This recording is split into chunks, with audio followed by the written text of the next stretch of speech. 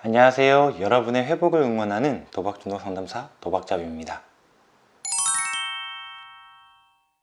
이번 영상에서도 도박중독에서 회복하는데 도움이 될 정보를 여러분에게 전해드리고자 합니다. 현재 도박으로 힘듦을 겪고 계시나요? 아니면 그의 가족분이신가요? 현재 이 영상을 보고 있다면 우리 같이 생각해 봅시다. 내가 지금 도박으로 인해서 힘듦을 겪고 있습니다. 그렇다면 나의 힘듦이 없어지기 위해서는 도박만 하지 않으면 되는 걸까요? 제가 만난 다수의 분들이 도박만 하지 않으면 예전의 나의 모습으로 아니면 더 행복한 삶으로 돌아갈 수 있다는 생각을 가지고 있습니다. 그리고 가족들은 자녀가 도박만 하지 않는다면 예전에 착하고 성실한 자녀의 모습으로 돌아갈 수 있다는 생각을 가지고 있습니다. 과연 도박만 하지 않는다고 해서 예전의 모습으로 더 행복한 모습으로 돌아갈 수 있을까요? 여러분은 어떻게 생각하시나요? 저의 대답은 그렇지 않다라는 것입니다. 속상하시겠지만 도박으로 중독 문제를 경험했다면 단순히 단도박만 한다고 해서 예전의 모습으로 돌아가기는 어렵습니다. 만일 여러분이 예전의 모습으로 돌아가고 싶다면 단도박은 필수이고 거기에 무언가가 더 있어야 됩니다. 오늘은 그 무언가에 대해서 이야기를 해보려고 합니다. 우리는 일상에서 어떠한 어려움과 힘듦이 생기면 그 과정을 이겨내기 위해서 다양한 방법들을 찾고 벗어나기 위한 노력을 합니다. 이건 생존을 하기 위한 본능이라고 하겠죠. 도박 중독 문제를 경험했다면 동일하게 생존을 위해서 다양한 방법들을 찾고 노력을 할 것입니다. 그리고 그 과정에서 자신이 체감할 때 가장 힘들고 고통스러운 문제를 가장 먼저 해결하고자 하는 마음이 생기죠. 도박으로 인한 문제 중 자신이 체감할 때 가장 힘들고 고통스러운 문제는 부채 문제가 이에 해당됩니다. 그러다 보니 단도박을 결심하고 먼저 하는 것이 부채 문제를 해결하기 위한 방법을 찾는 것입니다. 상담 현장에서도 부채 문제에 대해서 먼저 가이드를 잡는 과정을 진행하고 있습니다. 이는 도박자가 부채로 인해서 온전히 치료에 집중하지 못하는 것을 상담 초반에 막고자 하는 작업이죠.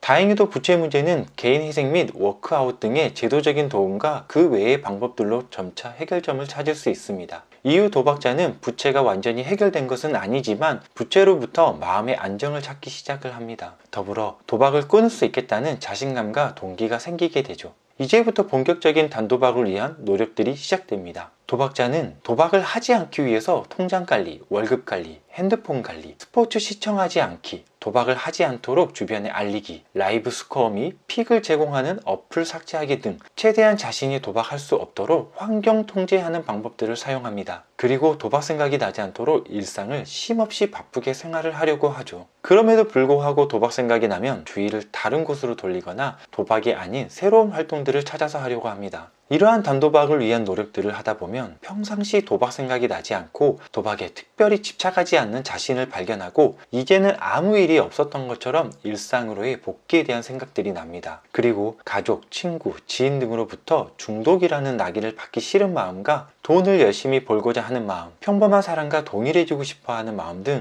도박자에게는 다양한 생각과 바램들이 생깁니다. 다만 도박 중독 회복을 위해서는 여기서 생각을 한 번 더 하셔야 합니다. 지금까지는 단도박을 위한 노력들이었습니다. 이제는 도박으로 인해서 생긴 다른 문제에서의 회복도 생각하셔야 합니다. 그래야지 도박 중독 재발을 낮추고 진정한 회복과 성장을 하실 수 있습니다.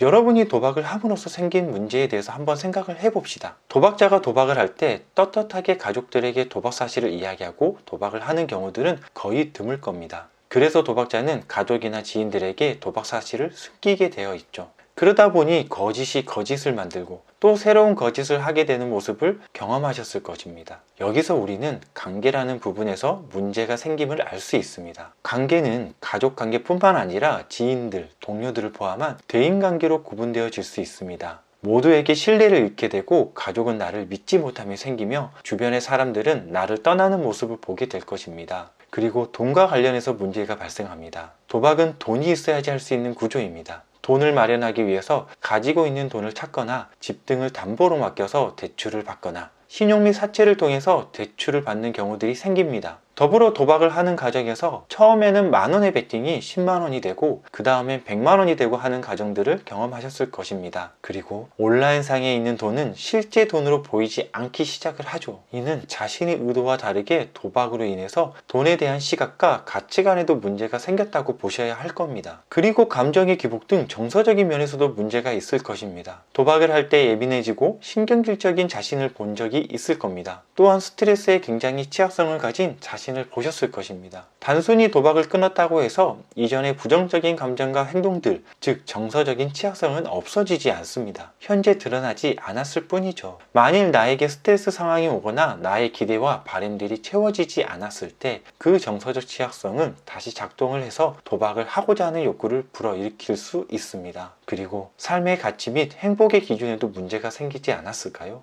여러분은 도박을 하시는 동안 돈이 아닌 가족들의 일상에서의 모습들을 보이셨나요? 현재 살아있음에 그리고 가치 있음에 대한 행복감을 느끼셨나요? 많은 분들이 도박을 하면서 보지 못했던 것들을 도박을 하지 않으면서 보시는 경우들이 많이 있습니다. 특히 나와 함께 사는 가족 구성원들이며 내가 느끼는 일상에서의 소소한 행복들이죠. 여러분, 도박을 함으로써 생기는 문제들은 많습니다. 그렇기에 진정한 회복을 위해서는 단도박뿐만 아니라 각각의 문제들에 대한 변화 행동들도 하셔야 합니다. 그리고 어떠한 행동들을 해야 될지는 각자의 상황이 다르기에 전문기관의 상담자와 개인 상담을 통해 함께 방향을 잡아서 가시길 권해드립니다. 꼭 이 모든 것들에 대해서 변화하는 행동들을 해야 되나요? 라는 궁금증이 있을 수 있습니다. 저는 여러분이 회복하고자 하는 마음이 강하다면 회복을 위해서 변화 행동을 많이 하면 할수록 도움이 된다는 이야기를 드리고 싶습니다. 더불어 오늘 이야기한 내용 외에 도박 중독은 질병으로서 바라보는 다양한 치료적 경험도 하셔야 됨을 이야기 드리고 싶습니다. 아직도 도박만 하지 않으면 되지 라는 생각을 가지고 있다면 도박 중독은 절대 가벼운 상대가 아니라는 점을 이야기 드리겠습니다. 단순히 단도박만이었다면 도박으로 인해서 지금의 어려움과 힘듦은 경험하지 않으셨을 겁니다. 자신의 회복과 성장을 위해서 그리고 자신의 행복을 위해서